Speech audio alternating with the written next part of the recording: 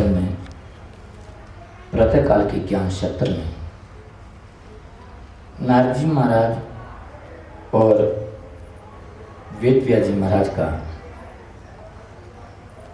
इस बद्री आश्रम में उनका मिलन और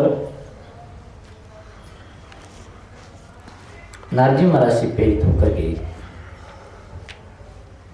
श्री वेद व्यास जी महाराज ने श्रीमद् भागवत कथा का रचना प्रारंभ की थी। यहाँ पर जो ब्रह्म नदी है, इनके यहाँ ब्रह्म नदी सरस्वती के पश्चिम तट पर जो बद्री वन है, ये बद्री वन से घिरा हुआ व्यास जी यहाँ साम्य प्रास नामक आश्रम है उनका। उन्होंने आचमन करके भक्ति योग के द्वारा अपने मन को, चित्त को समाहित करके आदि पुरुष परमात्मा की साथ सदैव रहने वाली माया शक्ति का साक्षात्कार किया। उनके बाद में उन्होंने इस श्रीमद् भागवत संहिता की उन्होंने रचना की। रचना करके सबसे पहले उन्होंने अपने पुत्र सुखदेव महाराज को पढ़ाया। यहाँ पर शौनक महर्षि को श्री सुत जी महाराज कहते हैं कि सुखदेव जी तो आत्मराम हैं, निष्काम पुरुष हैं, उन्होंने इसका अभ्यास कैसे किया। यहाँ पर पूछते शौनक जी महाराज सुत जी महाराज से। तो यहाँ पर सुत जी महाराज कहते हैं कि तत्वज्ञ और आत्मराम महापुरुष ही श्रीमद् भागवत गुणों के आकृष्ट होकर के अहेतु भक्ति किया करते हैं। श्री भगवान के गुणों से ही आकृष्ट होकर के सुखदेव जी भागवत संहिता का अध्ययन किया। ध्यान देना, सुखदेव जी महाराज जन्म होते ही वे जंगल की तरफ चले गए थे। इनके पिता व्यास जी, हे पुत्र कहाँ जा रहा है, इनके पीछे भागे। सुखदेव जी उन्होंने कोई उत्तर नहीं दिया। तो वहाँ पर वृक्षों ने कहा कि हे वेद व्यास जी महाराज, आपका जो पुत्र है ये देवमय हो चुका है, आप इनको रोक नहीं सकते। तो यहाँ पर वेद व्यास जी ने जो भागवत संहिता की जो रचना की, जिसमें भगवान की यश गुण लीलाओं का जो वर्णन है, इन्होंने अपने ब्रह्मचारियों को, जो आश्रम में ब्रह्मचारी रहते थे, उनको जिस वन के अंदर सुखदेव जी महाराज थे, भागवत की संहिता के श्लोक उनको पढ़ा करके और आधा आधा वहाँ पर गान करने के लिए उनको कहा और उस वन में भेजा जहाँ सुखदेव जी महाराज विचरण करते थे। तो वहाँ उन्होंने भागवत की संहिता के यश, भगवान की यश लीलाओं से परिपूर्ण इन श्लोकों को सुना। तो सुखदेव जी ने कहा कि अरे ये कौन है। सुखदेव जी उन ब्रह्मचारी के पास में आए, अरे आगे क्या है, आगे बताइए, आगे क्या है बताइए। तो उन्होंने कहा कि हमारे गुरुजी जानते हैं। कि आपके गुरुजी कौन है? कि हमारे गुरुजी वेद व्यास जी। तो सुखदेव जी ने कहा हमारे पिताजी हो। तो फिर सुखदेव जी महाराज इस भागवत संहिता के उस भगवान के यश गुणों के परिपूर्ण उन श्लोकों से आकृष्ट होकर के अपने पिता के पास में आए और वहाँ पर उन्होंने अपने पिता वेद व्यास जी से संपूर्ण भागवत को उन्होंने अध्ययन किया। इस तरह से ध्यान देना, ये भागवत संहिता का और वही भागवत सुखदेव जी महाराज ने राजा परीक्षित को सुनाया। यहाँ पर ग्रंथकार कहते हैं भगवान के गुणों से आकृष्ट होकर सुखदेव जी ने भगवान की भागवत संहिता का अध्ययन किया। सुत जी आगे कहते हैं कि मैं अब राजा परीक्षित के जन्म, कर्म और स्वग्रहण की कथा सुना रहा हूँ। कि हे सुत जी महाराज, शौनक जी महाराज, मैं अब आपको राजा परीक्षित के जन्म, कर्म और स्वग्रहण की कथा सुनाता हूँ कि महाभारत के युद्ध में कौरव पक्ष के बड़े बड़े वीर गति को प्राप्त हो गए थे। भीम ने अपनी गदा के पार से दुर्योधन की जंघा को तोड़ दिया। दुर्योधन के संतोष के लिए यहाँ पर अश्वत्थामा ने द्रौपदी के 5 पुत्रों को सोए हुए को उसने मार दिया। तो वहां द्रौपदी ने बड़ा विलाप किया। तो अर्जुन ने द्रौपदी को सांत्वना दी कि द्रौपदी विलाप नहीं करे, जो भी तेरे 5 पुत्रों को मारा है उनको मैं सिर काट के लाऊंगा, उनके मस्तक पर बैठ कर स्नान करना, उनके रक्त से अपने केशों को तू धोना।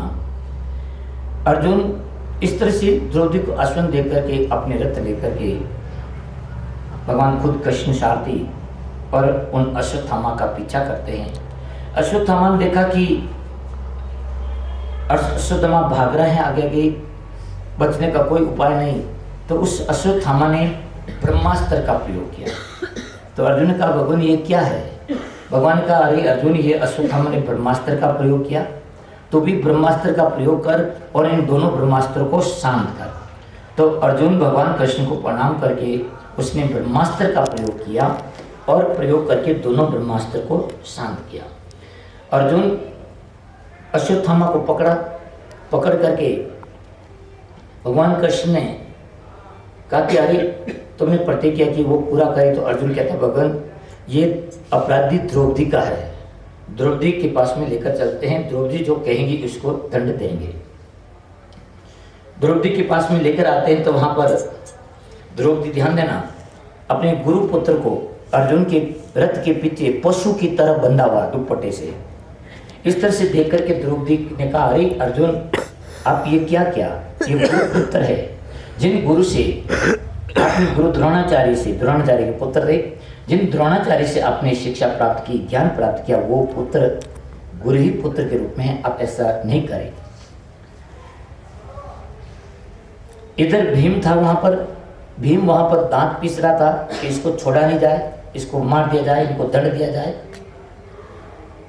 अब यहाँ पर द्रौपदी तो कहती कि ऐसा व्यवहार नहीं करे, भीम कहता है इनको छोड़ा नहीं जाए।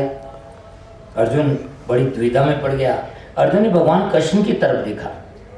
जब ऐसी परिस्थिति हो जाती तो अर्जुन हमेशा भगवान कृष्ण का उनकी सहायता लेता। भगवान कृष्ण की तरफ देखा तो भगवान कृष्ण तुरंत न्यूट्रल हो गए।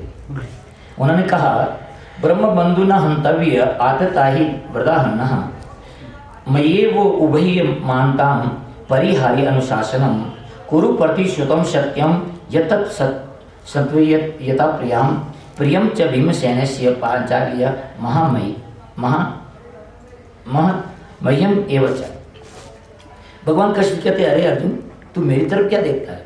मैंने तो शास्त्रों में 2 प्रकार की बात कही है, पतित ब्राह्मण का वध नहीं करना चाहिए और आतताई को छोड़ना भी नहीं चाहिए, कि जो पतित ब्राह्मण है उनका भी वध नहीं करना चाहिए। और आतताई, ये अश्वत्थामा आतताई है क्योंकि सोए हुए बालकों को उसने मारा है, तो आतताई को छोड़ना भी नहीं चाहिए, आतताई को मार देना चाहिए। मैंने तो दोनों प्रकार के शास्त्रों में बात कही है। तो मेरी दोनों आज्ञा का पालन करो। भगवान कृष्ण कहते हैं मेरी दोनों आज्ञा का पालन कर। तुमने द्रौपदी के समक्ष जो प्रतिज्ञा की उसको भी पूरी कर, उससे भी सत्य कर, और तेरा भाई भीमसेन, द्रौपदी और मुझे, हम तीनों हैं तेरे समक्ष, तीनों को जो प्रिय है वो कर। ध्यान देना अर्जुन बड़ा ज्ञानी था। ऐसी स्थिति में अर्जुन तुरंत अपनी म्यान में तलवार निकाली और अश्वत्थामा के मस्तक पर जो मणि थी केश के सहित उसको मणि को निकाल दिया। तो कहने का मतलब ब्राह्मण का वध नहीं करना चाहिए, उनकी संपत्ति का, ये मणि भी संपत्ति थी, उसको छीन लेना, ले लेना, यह भी उनका वध है। इस तरह से अर्जुन अपने विवेक से इस दुविधा से बाहर निकला। ब्राह्मण का कभी शारीरिक वध नहीं करना चाहिए, ऐसा यहाँ पर बताया गया है। इनके बाद में जब महाभारत युद्ध की हुआ उसमें पांडवों की विजय हुई, कौरव लोग मारे गए।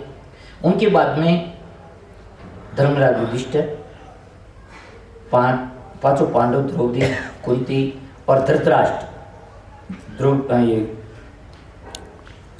धृतराष्ट्र की पत्नी, ये सब पूरा परिवार, गंधारी, विदुर आदि सब ये गंगा के तट पर आते हैं, वहाँ तर्पण करते हैं।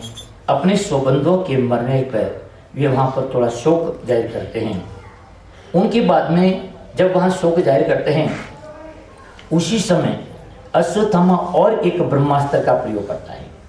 5 गोले अग्नि के जलते हुए पांचों पांडवों की तरफ आता है और एक गोला इन पांडवों का एकमात्र कौरवों का वंशज उत्तरा के घर के अंदर अभिमन्यु की पत्नी के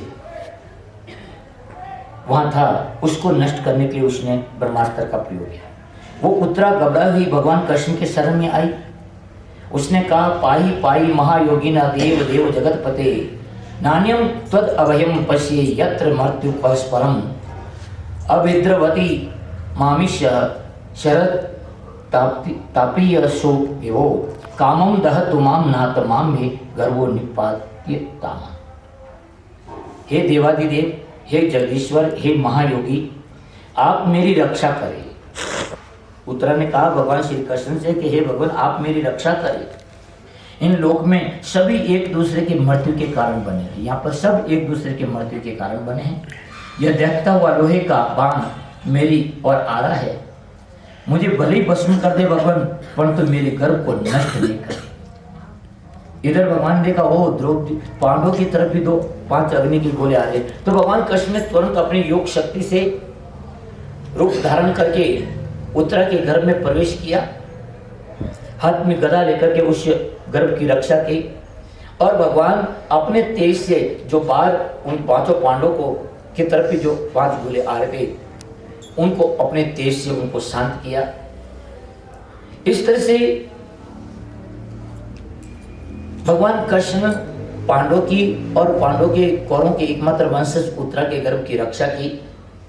तो तुरंत वहां पर कुंती माता भगवान श्री कृष्ण की स्तुति करती है, कहती है, भगवान आपने हर समय हमारे परिवार की, हमारे कुटुंब की आपने रक्षा की।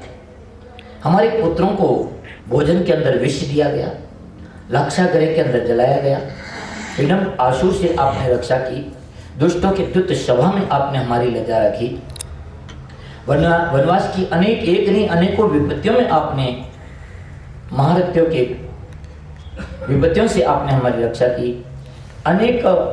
अनेक युद्धों में अनेक महारथियों से, भयंकर अस्त्रों से आपने रक्षा की। और अभी देखते देखते आपने अश्वत्थामा के उस अस्त्र से आपने हमारे पुत्रों की रक्षा की। वहां पर कुंती भगवान कृष्ण की स्तुति करती है। भगवान कृष्ण उनकी स्तुति से प्रसन्न होकर कहते हैं, बुआ मैं तेरी स्तुति से प्रसन्न हूं, बोल क्या चाहती है माँ। भगवान कृष्ण ने माँ कुंती को मांगने के लिए कहा। तो वहां पर कुंती, देखो एकमात्र कुंती ऐसी थी जगत के अंदर जिसने कुछ नहीं मांगा, केवल जो चीज मांगी ना वो और किसी ने आज तक नहीं मांगा। वो कुंती कहती है, भगवान आपका दर्शन हमेशा विपत्ति के अंदर होता है, दुख के अंदर होता है, इसलिए भगवान आप हमें विपत्ति दीजिए, आप हमें दुख दीजिए। तो वहां पर कृष्ण भगवान कहते हैं, अरे बुआ ये तुमने क्या मांग लिया?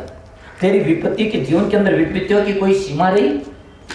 तेरे जन्म से ही तू जन्म कहाँ हुआ, पालन तेरा कहाँ हुआ, ब्याह होने के बाद में तू आई तो तेरे को पति का कोई सुख मिला नहीं, और अनेकों तुमने विपत्तियां सहन की, और इस समय तू विपत्ति मांग रही है। जब मांगने का अवसर आया तो वहां पर कुंती कहती है, भगवान विपत्ति के अंदर ही आपका दर्शन होते, हमको ऐसा सुख नहीं चाहिए, ऐसा वहां पर अनुकूल परिस्थिति नहीं चाहिए जहाँ आपके दर्शन से हमको विपरीत करे। जय हो। दुख में सुमरन सब करे, सुख में करे ना कोई, जो सुख में सुमरन करे तो दुख काहे को हो। यदि कोई सुख में सुमरन कर ले तो फिर दुख किस बात का होवे। इसलिए यहाँ पर भगवान कृष्ण ने वहां कुंती ने, तो कहने का मतलब है कुंती एक ऐसी भक्त हुई जो अपने मांगने पर उसने जीवन में विपत्ति मांगी, वही कुंती थी। इसके बाद में यहाँ पर भगवान कृष्ण जाने लगे वहां से द्वारका की तरफ हस्तिनापुर से। तो वहां पर उनको रोक दिया गया। धर्मराज युधिष्ठिर ने आग्रह किया, नहीं भगवान पूरा समय तो युद्ध में ही बीत गया, आपकी सानिध्य हमको मिला नहीं। तो भगवान कृष्ण रुक जाते हैं। तो वहां पर ध्यान देना, तो सब कहते हैं कि भगवान कृष्ण किसके लिए रुके। द्रौपदी कहते नहीं, हमारे मित्र थे, मैं उनकी सखी थी, मेरे लिए रुके। कुंती कहती कि नहीं, मैं उनकी बुआ हूँ, मेरे लिए रुके। सब भगवान कृष्ण से अपना स्नेह जाहिर करते। परंतु तो भगवान कृष्ण हस्तिनापुर में रुके किसके लिए? वो रुके थे केवल भीष्म पितामह, जो भीष्म पितामह महाभारत के युद्ध के अंदर शैया के ऊपर जो लड़ गए थे। भगवान कृष्ण सभी इन पांडवों को, सबको द्रौपदी को साथ में लेकर के वहां पर जहाँ भीष्म पितामह रणभूमि से बाहर जहाँ शेष शैया पर थे वहाँ गए। वहाँ पर भगवान कृष्ण को समक्ष देकर के भीष्म पितामह, ध्यान देना, उत्तरायण की प्रतीक्षा कर रहे थे। वहाँ भगवान कृष्ण को समक्ष, इतने में उत्तरायण आ रहा था, भगवान कृष्ण को समक्ष देख करके भीष्म पितामह ने विष्णु सहस्त्र नाम, भगवान श्री हरि के 1000 नामों से उनकी स्तुति की। 1000 नामों से भगवान की जब स्तुति कर रहे थे भीष्म पितामह, इनके बाद में भीष्म पितामह ने अनेक प्रकार के वहां पर धर्मों का उपदेश दिया।